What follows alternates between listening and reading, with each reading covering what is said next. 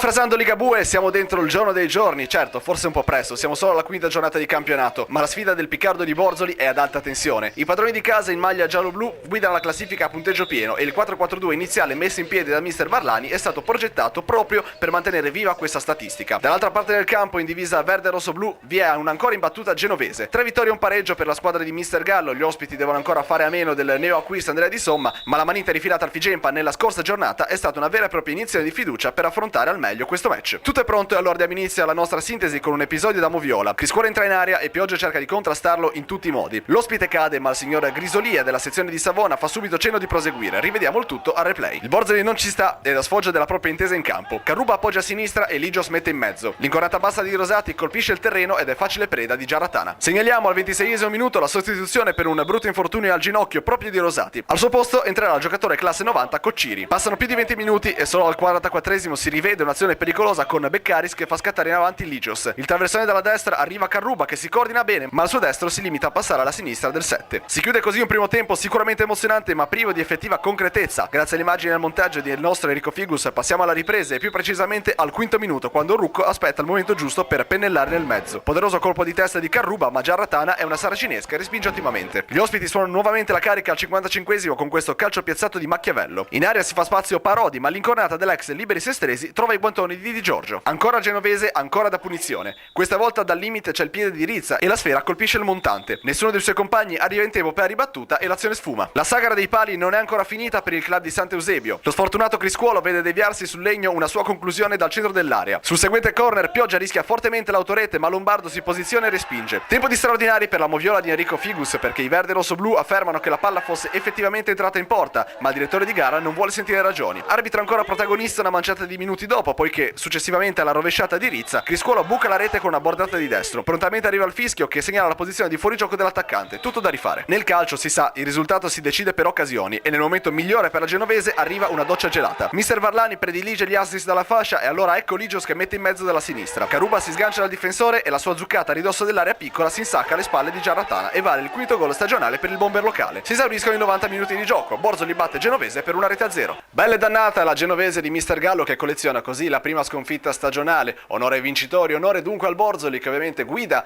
la classifica del girone a punteggio pieno e che domenica prossima affronterà la Prorecco.